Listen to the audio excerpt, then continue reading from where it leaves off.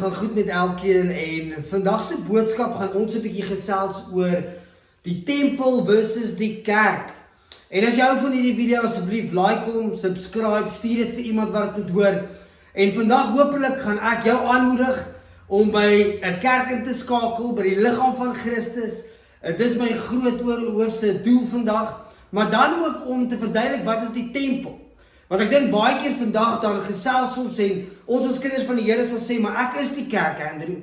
En waar beweeg die kerk. En ons gaan vandag sien dat dit is eintlik onbybels om dit te sê. Ek gaan dit baie mooi uitlig vandag. Wat beteken die Grieks en die Hebreëus van die tempel, van kerk ensovoorts. Ons weet ook dat die tempel is Ou Testament en dan ook Nuwe Testament en die kerk is net Nuwe Testament. Nou, ek sluit ook vandag 'n paar vrae in en daarom wil ek hê jy moet bly tot die einde toe in hierdie video, maar ek het hier 'n paar vrae neergesit wat ons dan gaan kyk vandag. En is dit Bybels om aan te sluit by 'n kerk? Is die eerste vraag. Nommer 2, kan ek net TV-preke kyk en sê dat dit genoeg is? Derdens, kan ek elke week 'n ander kerk besoek? So ons gaan 'n bietjie kyk na dit. En dan ook is lidmaatskap by 'n kerk in die Bybel. En so, ons gaan dit saamvat op die einde, maar bly tot die einde, want ek dink hierdie is belangrik, want ek dink in ons moderne tyd, en ek wil ook sê veral na COVID, het dit die norm geraak om by die huis te sit en eerder 'n TV-preek te kyk, of wat ook al, en al hoe meer soos ek met kinders van die Here begin te doen kry en te praat, is kerk amper iets van die verlede. En is dit die moderne manier hoe ons dink kerk behoort te wees, en ek gaan vandag wys dat dit is glad nie God se hart en God se doel om dit so te doen nie. So, ek wil nie al die antwoorde nou al gee nie, maar God is die hoof van die kerk. Ek wil dit ook sê, voordat ek verder begin by die tempel vandag. Ek het baie te doen met mense wat seer gekry het in 'n kerk, glad nie meer kerk toe gaan nie as gevolg van iemand wat hulle seer gemaak het, die pastoor wat iets vir hulle gesê het, of wat ook al dit mag wees. En ek gaan ook vandag 'n bietjie gesels oor ons behoort in te skakel by 'n kerk, ten spyte die seer, ten spyte wat ons al beleef het, want dit is God se hart. En so mag ek jou aanspoor en aanmoedig vandag om wel weer in te skakel by 'n kerk, 'n gemeenskap van gelowiges wat saam mekaar aanmoedig, motiveer om meer soos Jesus te lyk. Nou kom ons staan stil by die tempel. En so ek wil eerstens net gou vinnig by die tempel stil staan voordat ons oorgaan na wat is kerk. Nou ek het hier gesê, ons kry die tempel en dan onder dit kry ons kerk en dan word die kerk ook in 2 kategorieë gesit, naamlik die eklesia en dan ook die koinonia. En ek gaan dit baie mooi verduidelik, want die een sê vir ons basies hoe kerk is of wat kerk is, en die ander ene wys meer vir ons hoe behoort kerk te lyk binne die strukture ensovoorts. En so die Bybel kom haal dit baie mooi vir ons uit. Nou, eerstens kom ons staan stil by die tempel. Die tempel in die Ou Testament was 'n gebou, dit was 'n woning. Eers was dit die tabernakel in die woestyn en later toe die ouens nou 'n bietjie meer geldjies het, toe bou hulle nou natuurlik Salomo se tempel, maar dit het dieselfde blueprint, as ek dit nou so kan sê. Alles was nog steeds dieselfde. Jy het daai voorhof gekry, jy het die heilige plek gekry en dan het jy die allerheiligste plek gekry. En so het jy die 3 afdelings in die tempel gekry en dit was al van die begin af God se plan. Nou, in dit was God se Shekinah glory, God se Shekinah teenwoordigheid. En dis waar God homself openbaar het dan, en dis waar hy dan as te ware sy teenwoordigheid aan die mens geopenbaar het. Nou ek wil ook sê dat hy was nie net beperk tot dit nie. Net nou die dag toe vra een van my seuns, maar pappa, as God nou net in die tempel gewoon het daai tyd, of in die tabernakel ook aan die begin, was hy nou net beperk, is dit waar God was? Dus ek nee my kind, dis waar sy teenwoordigheid was, en waar hy homself openbaar maak het aan die mens, maar hy was nie net beperk tot dit nie. God is alomteenwoordig. Okay, maar daai was sy tasbare teenwoordigheid waar hy homself dan aan die mens geopenbaar het. Nou, wanneer ons kyk na die oorspronklike Hebreëse woord vir die naam tempel, dan is dit 'n fisiese gebou. Dit praat van groot huis, dit praat van 'n tempel, dit praat selfs van 'n woning of 'n paleis. Dis die oorspronklike Hebreëse betekenis wanneer dit gaan na 'n tempel toe. So 'n tempel is iets fisies. Ek wil dit kom sê, want wanneer ons oorgaan na die Nuwe Testament toe, gaan ons ook sien hoe ek en jy God se tempel is nou, en ons is ook iets fisies. God maak sy woning in ons, en ons is dan nou die tempel in die Nuwe Testament. So dit is belangrik om dit te verstaan, want wanneer ons gaan na kerk toe, dan gaan ons kyk dat kerk is totaal en al die teenoorgestelde. En daarom sê ek dat ons kan nie vandag vir mense sê, maar ek as individu is die kerk nie. Nee, jy as individu is die tempel. Maar die kerk, en ons gaan nou stilstaan by die definisie, is klomp gelowiges, klomp tempels, saam maak die liggaam van Christus, en dis die kerk. So jy as individu, ek wil dit kom sê vandag, is nie die kerk nie. Jy is die tempel van die Heilige Gees, en so kan jy nog steeds obviously impak maak waar jy beweeg, maar ons gaan vandag kyk hoofsaaklik na die kerk en God se hart rondom kerk, nie net die individu nie. Nou, ek het hier ook gesê, die tabernakel het nou bestaan natuurlik uit die voorhof, die heilige plek en die allerheiligste. En interessant, dat jy as persoon ook uit 3 bestaan. Jy bestaan uit die vlees, dan die siel en die gees. En dit is so eintlik amazing dat die tabernakel en die tempel uit 3 gedeeltes was, en jy dan ook uit 3 dele bestaan. En die wetenskaplikes sal vir jou kom sê, dat elke sel van jou liggaam ook 3 gedeeltes het, en dis eintlik so amazing hoe God aan dit nie net in die gees bedoel, jy is 'n tempel van die Heilige Gees nie, maar fisies, om te sê eintlik, ons behoort om te verheerlik in ons liggaam, in ons siel, en dan in ons gees. En so dis belangrik. Nou kom ons gaan na 1 Korintiërs 3 vers 16 en 1 Korintiërs 6 vers 19, waar ons dan gaan hoor, dat ons is nou die tempel van die Heilige Gees. Nou hoor mooi wat sê dit hier in 1 Korintiërs 3 vers 16, dit sê, weet julle nie, dat julle die tempel van God is, en dat die Gees van God in julle woon nie. En dan ook, lees ons verder, in 1 Korintiërs 6 vers 19, of besef julle nie, dat julle liggaam 'n tempel van die Heilige Gees is nie.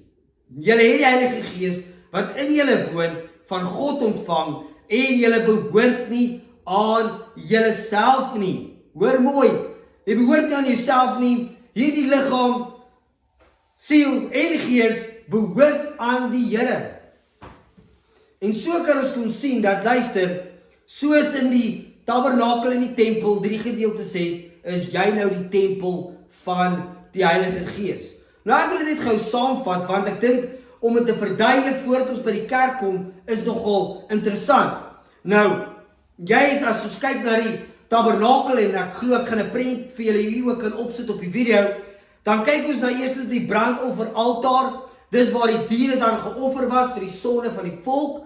Dan het ons die wasbak gekry, waar die priesters hulle hande en voete gewas het, voordat hulle in die middelste gedeelte, die heiligste gedeelte, as te ware in die tabernakel of in die tempel in beweeg het. En dan verder het ons die heilige plek gekry, waar die goue kandelare was, wat olie nodig was altyd vir hierdie kandelare, om konstant te brand, en dit het lig ook ingebring, in die middelste gedeelte, die heilige plek. Dan het ons die tafel van die toonbrode gehad, en dan het ons die reekofferaltaar gehad, waar daar wierook gebrand was, en dit was dan ook simbolies vir dan die gebede wat opgegaan het na die Here toe. So dit is belangrik. Nou, die geestelike betekenis ook hier is, daai olie simboliseer vandag ook die Heilige Gees wat ek en jy nodig het, om ons lig te kan skyn in hierdie gebroke wêreld, hierdie stikkende wêreld, hierdie donker wêreld. Verder het ek hier gesê, die tafel van die toonbrode praat van ons wat moet eet van die woord van God. Jesus kom sê, jy eet nie net van gewone brood nie, maar van elke woord wat van God afkom. So die woord van God is daai brode waarvan ons moet eet daagliks. En dan die reekofferaltaar het ek gesê, dis vandag ons worship, ons aanbidding voor God, ons gebedslewe wat ons dan uitstort voor die Here. En ek sal al hierdie verse ook op die video sit. En dan verder betree ons dan die allerheiligste gedeelte waar die verbondsark ook dan was. En hier praat ek, het ek gesê, dit praat waar God homself openbaar aan ons, maar ook waar ons dan 'n lewe lei, waar ons onderdanig is aan hom, waar ons absoluut deur God gelei word. En dis waar ons wil wees. Ek en jy wil in daai allerheiligste inbeweeg, waar ons, soos die Nuwe Testament ook sê, ons is priesters, ons is konings in Jesus, waar ons dan totaal en al gelei word deur God se Gees. Nou in Johannes 14 vers 21 en 23 kan julle gaan lees, en dit sê daar, vir elkeen wat my wil doen, elkeen wat my gehoorsaam, sal ek inkom, sal ek myself aan hulle openbaar. En so is 'n belofte van God, dat ons as te ware vandag, nie net God in die vlees kan dien, deur kerk toe te gaan, deur mooi goedjies te doen vir hom nie net daagliks te eet van die woord en te bid nie, maar waar ons absoluut in 'n plek kom, waar ons gelei word deur die Heilige Gees, waar ons sy stem hoor wanneer hy met ons praat, en dis waar ons wil wees. En so julle kan dit gaan lees, en dis belangrik dat ons sal besef, dit gebeur, en ons kom op daai plek, wanneer ons hom gehoorsaam. Nou ek het hier gesê, die tempel is die woning, of die liggaam dan, ek en jy, en dit is individu. Ok, jy as persoon is die tempel van God, jy is nie die kerk nie. En selfs wanneer Paulus later praat, dan sê hy, die liggaam van Christus word opgebou as 'n groot gebou, waarvan ons die stene is. Weereens probeer ek te sê, luister, elke individu speel wel 'n rol, maar jy as individu is nie die kerk nie, en daarom is dit so belangrik, dat ons sal inskakel by 'n kerk, dat ons 'n gebou en 'n groter tempel sal wees vir Christus, waarvan hy dan verheerlik word, en waar ons opgroei as gelowiges saam. Nou, kom ons staan stil by kerk. Nou die woord kerk word genoem 'n hele paar keer, ek dink naby 114 keer in die Nuwe Testament, en die woord ekklesia word beskryf dan as kerk. Nou die woord beteken uitgeroepenis, die vergadering of die samekoms of die gemeenskap van gelowiges. En so, dis belangrik, dis wat kerk is.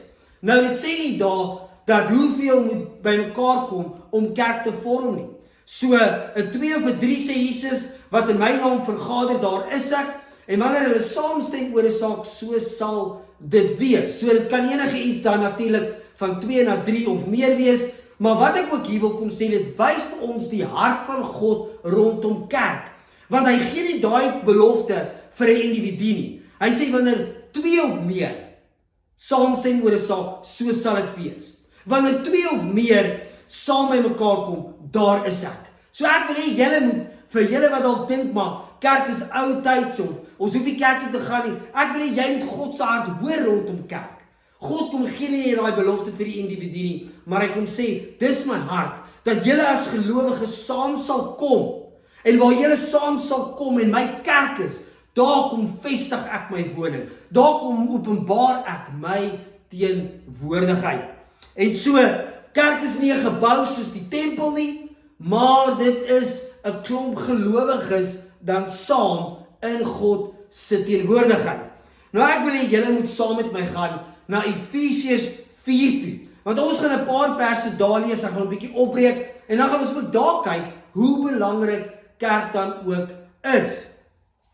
Nou hoor mooi wat sê Efesiërs 1 tot 3, en dan gaan ons ook ander gedeeltes lees. Dit sê, ek druk dit op julle hart, ek wat 'n gevangene is, omdat ek die Here dien, laat julle lewens wandel, in ooreenstemming wees met die roeping wat julle van God ontvang het. Wees altyd beskeie, en hier beskryf hy nou, nie eintlik die ekklesia nie, maar die koinonia, en ons gaan nou stil staan by dit. Wees altyd beskeie, vriendelik en geduldig, en verdra mekaar in liefde. Lê julle daarop toe om die eenheid wat die Gees tussen julle gesmee het te handhaaf deur in vrede met mekaar te lewe. En hy praat hier van die kerk, hy praat van die gelowiges wat saamkom, hy sê handhaaf daardie eenheid. Met ander woorde, wees beskeie, wees liefdevol, moedig mekaar aan, wees nederig, en so gaan julle daai eenheid van die Gees behou tussen julle as gelowiges en as kerk. Nou vers 11 tot 13 lees ons verder, en dit is die gawes wat hy gegee het, apostels, profete, evangeliste en herders en leraars. Sy doel daarmee was om die gelowiges toe te rus vir hulle diens en vir die opbou van die liggaam van Christus. So sal ons uiteindelik almal kom tot die werklike eenheid in ons geloof en in ons kennis van die Seun van God. Dan sal ons sy kerk soos 'n volgroeide mens wees, so volmaak en volwasse soos Christus. En dan vers 15 lees ek ook tot 17. Nee, ons sal in liefde bly die waarheid bly en so in alle opsigte groei na Christus toe. Hy is immers die hoof en uit hom groei die hele liggaam. Die verskillende liggaamsdele pas by mekaar en vorm saam 'n eenheid. Elkeen van hulle vervul sy funksie en so bou die liggaam homself op in liefde. En so wil ek kom sê dat hier sien ons dat God gee vir elke persoon in die kerk 'n verskillende funksie, daar's verskillende gawes en dit is tot die opbou van die kerk. Dit is nie net vir jou as individu nie. Jy is daar om ander te help. Ons is soos 'n liggaam van Christus. Die een is 'n oor, die een is die oog, die ander is die voet, die ander is die hand. En so help ons mekaar, moedig ons mekaar aan tot opbou van Christus, om meer soos Jesus te lyk en om meer effektief te wees vir hom. En daarom is dit so belangrik dat ons sal saamwerk as medegelowiges in 'n eenheid. En hierdie eenheid word genoem die kerk, waarvan Jesus Christus dan ook die hoof is. Ek wil dit kom sê. As enige iemand ooit vir jou sê, maar kerk is nie God se hart nie, kerk is nie van God af nie, die kerk het mense teleurgestel en al hierdie redes gee, ek wil kom sê, dis nog steeds God se hart en hy is die hoof van die kerk. En daarmee wil ek ook kom sê, nie almal wat 'n kerk is dit wendig 'n kerk waar Jesus Christus die hoof is nie. Want of vir Jesus Christus om die hoof te wees, gaan ons nou lees ook in Matteus 16, dan kom sê God, luister, daar sekere vereistes, en die nommer 1 vereiste is, dat hulle moet my bely, Jesus Christus, as die Seun van God. En ons sien dit wanneer hy met Petrus praat, in Matteus 16, vers 15 tot 19, en dan ook in 1 Korintiërs 3, vers 11. Hoor mooi, dis die fondasie van kerk. Dit sê, U is die Christus, die Seun van die lewende God. Gelowiges wat Jesus bely, dis die fondasie van kerk. En dan kom sê Paulus, luister, maar nou moet ons versigtig wees hoe ons op hierdie fondasie bou. So die fondasie is die belydenis van Jesus Christus as Here, en dan vanuit hieruit moet ons nou bou. En ek wil kom sê sommer nou al, van die kerk het verkeerd gebou op hierdie naam. En as jy kyk na hierdie video en jy het seer gekry, en jy is uitgestoot, verwerp deur die kerk, wil ek, dames, as 'n pastoor vir jou kom sê, ons is ook jammer. Want dit was nie God se doel nie. Dit is nie God se hart nie. God se hart is dat ons as gelowiges saam sal bou, mekaar sal aanspoor, mekaar sal opbou, soos om meer soos Jesus te wees, en dat ons mekaar sal bemoedig. Nie mekaar afbreek nie, nie kritiseer nie, nie mekaar sleg sê nie, maar nee, mekaar ophelp en mekaar ondersteun tot 'n volgroeide kerk wat Jesus in die wêreld sal uitbeeld soos wat hy behoort uitgebeeld te wees. Nou, autoriteit lê by die kerk, nie net by die individu nie. Ek wil dit kom sê vandag. Wanneer ons gaan na Matteus 18 vers 19, toe het ek nou gesê, dan praat dit waar 2 of meer by mekaar kom, maar dan kom sê dit ook in daai verse, dan sê dit dat, luister, wat julle toesluit in die hemel, sal ek toesluit op die aarde. Wat julle oopsluit, sal ek oopsluit. En Jesus kom sê eintlik hier 'n belangrike ding. Die kerk het die sleutels van oopsluiting toesluit. Nie die individu nie. Ek wil dit kom sê vandag. En daarom begin ons so, ek wil nie sê in ons self net te operate nie, maar ek sien baie ouens as individu, en hulle is nie ingeskakel by 'n kerk nie, hulle werk nie saam met die kerke nie, ensovoorts, maar hulle is half me, myself and I, en dan sien ons soms, dat daai persone nie bly by die waarheid nie, of afgaan, of wat ook al gebeur, want onthou, God gee eers die autoriteit aan die kerk, en behalwe dit, in die kerk hou ons mekaar verantwoordelik, op 'n mooi manier, hoor my mooi, nie om te kritiseer of om sleg te sê nie, maar om jou op die regte pad te hou, om te sien, struggle of struikel, jou boetie of sissie, gaan hulle van die pad af, hoe kan ons vir jou bid, hoe kan ons vir jou intree, waarmee kan ons jou help, en dis waarvoor die medegelowiges daar is in 'n kerk. En so wil ek hom sê, pas op vir individu, wat hulle self die kerk noem, en wat 'n spesiale openbaring het net van die Here, en hulle eie ding kom doen op die side. Dis nooit God se plan of doel nie. God vra dat ons sal inskakel by die kerk, en mekaar sal opbou, mekaar sal motiveer. Daai funksies en gawes is gegee vir die kerk, as individu vir die kerk, om deur die kerk te gebruik, en dan ook uitgebeeld te word. Nou in Kolossense 1 vers 18, en Efesiërs 22 vers 23, sien ons, dit sê dit duidelik daar, dat Jesus is die hoof van die kerk. Dis sy instelling, hy het dit bepaal, hy het dit daar gesit, en dis die voertuig waardeur Jesus Christus 'n impak wil maak in hierdie wêreld. En ek wil kom sê, dat dit maak net sin, as ek dit so kan sê, dat jy as individu kan impak maak. Maar gaan kyk na enige spansport ook, hoeveel impak 'n span kan maak. En so is dit ook met ons as kerk. Jy as individu kan dalk impak maak teenoor 'n individu. En jy kan dalk hier en daar 'n liggie aan die brand steek en 'n verskil vir die koninkryk van God maak. Maar wanneer ons as 'n groep, as 'n groot kerk, kan ons dorpe oorvat, stede oorvat, lande oorvat vir Jesus Christus. En dis God se bedoeling ook met die kerk, om grondgebied in te vat in hierdie donker wêreld vir sy koninkryk. Maar ons kan dit nie as individu net doen nie. Ons moet dit doen as 'n groep, as 'n kerk, saam. En mag ons dan so die koninkryk van God bevorder.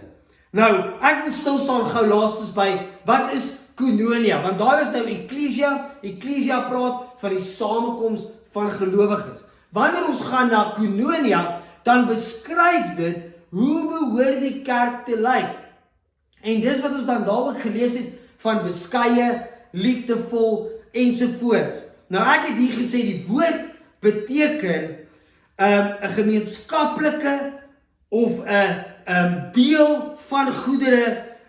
Dit is wat die woord beteken. Dit beteken koinos, en dit beteken ook die volgende: deelname, vennootskap, gemeenskap en intieme verhouding. Dis hoe die kerk behoort te lyk. So die definisie van kerk is, dis 'n groep mense, dis nie 'n individu nie, dis 'n klomp mense wat by mekaar kom en die Here dien en hom volg as gelowiges, dis Ekklesia. Maar onder Ekklesia, na die definisie van hoe kerk is, wys dit vir ons, hoe behoort die kerk te operate, hoe behoort hy uit te leef, en dit is dan, ons moet in gemeenskap wees, ons moet in eenheid wees, ons moet betrokke wees, ensovoorts, en dit is dan ook hoe kerk behoort te lyk. Nou ek wil ook hier net inkom, en ek het al baie gesê, ons is die liggaam van Christus, maar baie van ons besluit, ons gaan 'n protese wees. Wat ek daarmee bedoel is, ek omskakel my in as 'n arm, wanneer ek wil. En die probleem met dit is, wanneer ek besluit om 1 keer in 3 maande kerk toe te gaan, of ek wil betrokke raak met 'n event, of 'n groot ding 1 keer in 2 maande, of 3 maande, of 6 maande, dan die probleem is, daar's nie bloed wat vloei en are nie. Jy gaan uitgesluit voel. Jy gaan dalk selfs koud wees, en jy gaan nie uit verhouding met God operate en betrokke raak nie, maar dit gaan net 'n funksie wees. Jy gaan net inkom en jou deel doen en huis toe gaan. En dis nie wat God vra nie. Wanneer ons kyk na koinonia, dan praat dit van 'n vennootskap, intieme verhouding, gemeenskap. En so is dit belangrik dat ons sal besef, ons kan nie 'n protese wees en sê ons is deel van die kerk nie. En saam met dit wil ek ook kom sê, ons kry die groter gedeelte van die kerk. Baie van ons hou daarvan of is ingeskakel by 'n kerk wat al connected is in Amerika en so aan. Dis great, maar dan moet ons ook hier saam met gelowiges. Al is dit dieselfde denominasie of wat ook al dit mag wees, dan is dit fyn. Maar ons kan nie 'n TV-preek net kyk en hier kom hy so bietjie in en sê ons is deel van die liggaam van Christus nie. Want koinonia beteken aktiewe betrokkenheid. Ek wil dit kom sê. En so, as ons nie aktief betrokke is by 'n kerk nie, is ons nie deel van die kerk nie. Want wanneer ons gaan na wat Paulus beskryf, wanneer ons gaan na koinonia, wanneer ons gaan na hierdie gedeeltes toe, dan praat dit van aktiewe betrokkenheid. Dit praat om jou funksie en jou gawes uit te leef. Dit praat van mekaar aanspoor en opbou. En ons kan dit nie doen as ons 1 keer in 3 maande, 4 maande, 6 maande besluit ek gaan gou vir 'n Sondagoggend 'n diens bywoon nie. Nou, ek wil dieselfde kom sê. Ek verstaan baie keer is daar werksituasies wat opduik. Ek verstaan dat baie keer het ons 'n sieke wat by die huis is, 'n geliefde, 'n ma, 'n moeder, 'n boetie ensovoorts en ons moet hulle versorg en ons kan nie altyd by die kerk uitkom nie. Dit is ook verstaanbaar. So ek wil dit kom sê. Maar vir hulle wat net kies wanneer hulle wil en om dan 'n protese te wees, is nie aktief deel van die kerk nie. En so daarom is my hart vandag om julle aan te spoor. Julle weet te bemoedig, skakel in by die liggaam van Christus, raak betrokke by die kerk, want dis waar ons mekaar opbou en mekaar aanspoor. Nou ek het hier verder gesê, dit is en beskryf die verhouding en die eenheid wat gelowiges met mekaar en met God het. Dit is die kwaliteit van die verhouding binne die kerk. So mooi, koinonia is die kwaliteit van die verhouding binne in die kerk. En julle kan Handelinge 2 vers 42 tot 47 gaan lees. Dis belangrik. Hoor mooi, dit praat van hulle het by mekaar gekom daagliks. Hulle het die leer van die apostels gehoorsaam en het uitgevoer. Hulle het dit wat hulle gehad het gedeel onder mekaar. Dit gee vir ons die eerste voorbeeld van hoe kerk behoort te wees, die koinonia gedeelte. En daarom is dit so belangrik. En ek dink dit is hoekom baie vandag ook die kerk skiep of kerk los, want ons bly by die eklesia en ons verstaan dis 'n klomp gelowiges by mekaar kom, maar wanneer ons by mekaar kom, dan lyk dit nie soos koinonia nie. Ons is nie vriendelik, beskeie, geduldig, liefdevol, omgee ensovoorts teenoor mekaar nie. En daarom wil ek elke pastoor wat dalk hierdie video kyk of leier aanmoedig, maak seker dis die kultuur dat daai koinonia in jou kerk plaasvind, want dis so belangrik. En verder het ek hier gesê dat die funksies is vir binne die kerk gegee sodat ons dit kan uitleef tot die opbou van die liggaam van Christus. In Hebreërs 10 vers 24 en 25 kan julle dan ook verder gaan lees, waar Paulus dan sê, luister, moenie wegbly van die kerk af nie, maar kom saam as gelowiges. Moenie dit versuim nie, maar is belangrik. En hy praat ook daarvan, sodat ons reg sal wees die dag as Jesus Christus kom. Daai gelowiges, daai boeties en sissies, gaan jou op 'n mooi manier verantwoordelik hou, en jy teenoor hulle, waar hulle dan saam die Here dien en aan die brand bly vir Jesus. Nou ek sluit af met 'n opsomming. Die tempel was 'n gebou, die tempel is jy nou in die Nuwe Testament. Okay, die kerk is die gemeenskap of die samekoms van die gelowiges. Dis meer as een, dis nie individu nie. Die tempel is die individu. Die kerk is 'n groep mense wat die Here dien. Romeine 12 het ek hier gesê, die tempel praat van lewende offer, dis 'n sentrum van aanbidding. Die kerk het ek hier gesê is die liggaam van Christus wat sy werk doen en wat dan saam aanbid saam met ander gelowiges. Laastens het ek hier gesê, die tempel fokus op my persoonlike heiligheid en wandel met God, en dan die kerk fokus op ons gesamentlike aanbidding, bediening en dan ook die sending na buite toe. En dan hier het ek het ook gesê dat kerk word meer as 114 keer genoem in die Nuwe Testament. Dit wys vir ons die hart van God rondom kerk en die belangrikheid daarvan. Nou kom ons sluit af met hierdie belangrike vragies wat ek nou gevra het. Ek het hier gesê, is dit Bybels om aan te sluit by 'n kerk? Ja. In die Nuwe Testament sien ons dat gelowiges deel was van 'n plaaslike gemeente. In Handelinge sien ons dat gelowiges spesifieke gemeentes geïdentifiseer het, byvoorbeeld die gemeente in Jerusalem, Antiochië, Efesië ensovoorts. En Paulus skryf briewe aan konkrete plaaslike gemeentes. Byvoorbeeld aan Korinte het hy 'n brief geskryf, 1 Korintiërs 1 vers 2. Hulle het leiers gehad, ouderlinge en diakens gehad, wat die gemeentes dan moes versorg het, in Handelinge 14 vers 23 en 1 Timoteus 3 vers 1 tot 13. Hulle het gereeld saam vergader vir aanbidding, gebed, lering en dan ook die nagmaal, Handelinge 2 vers 42 en Hebreërs 10 vers 24 tot 25. So, Christene was deel van 'n spesifieke plaaslike liggaam, nie net 'n onsigbare wêreldwye kerk nie.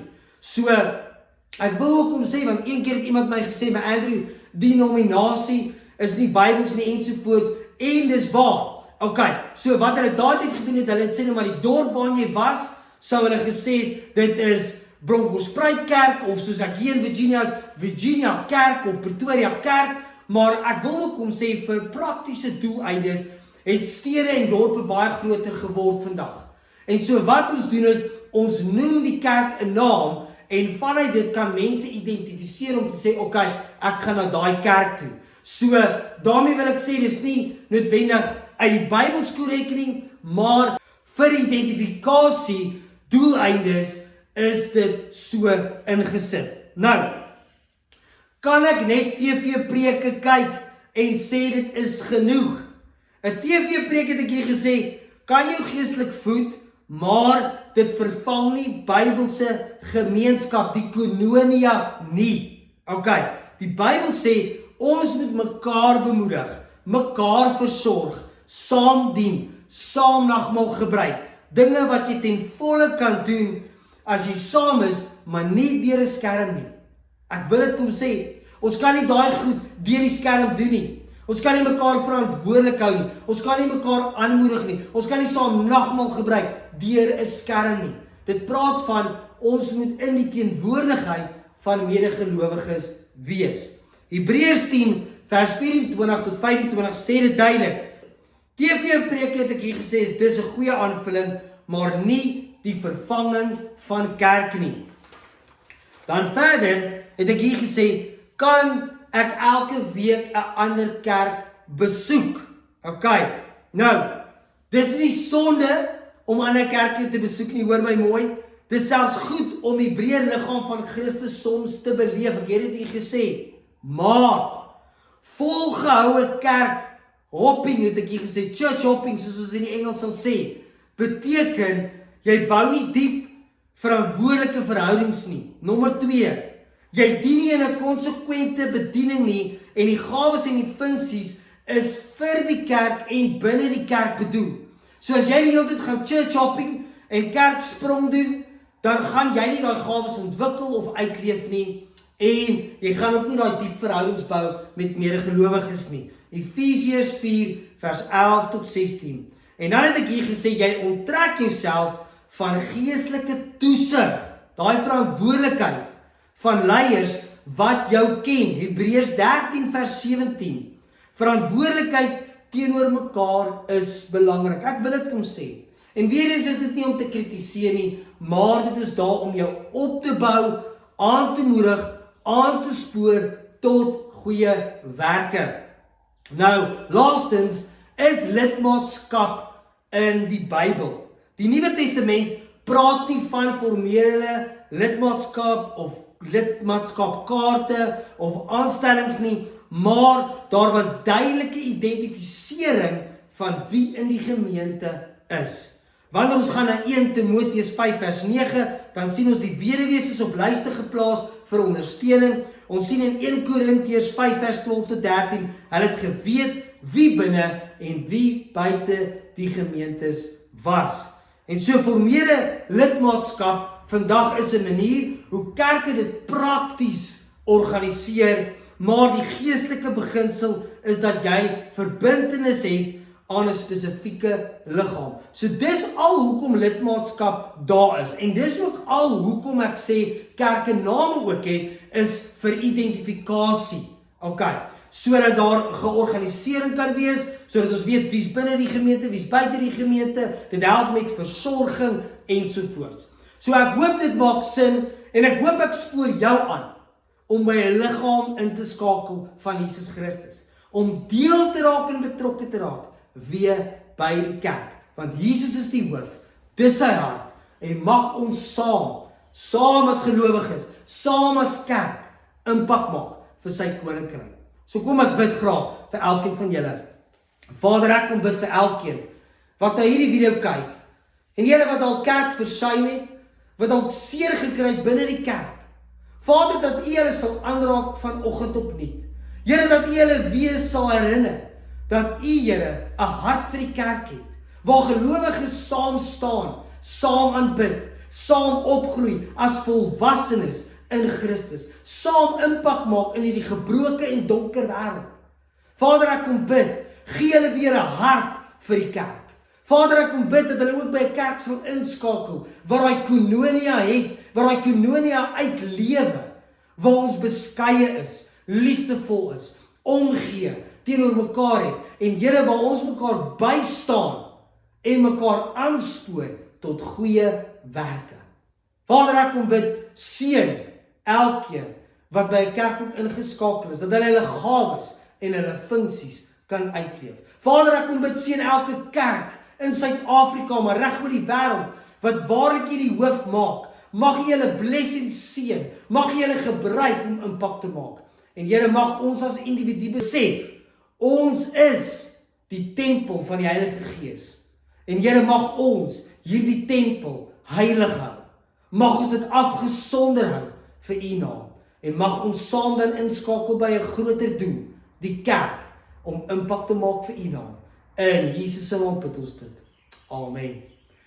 Blessings vir elkeen van julle. Julle moet 'n awesome week hê, en mag jy inskakel by 'n kerk, en mag jy groei tot volle volwassenheid in Jesus Christus. Blessings.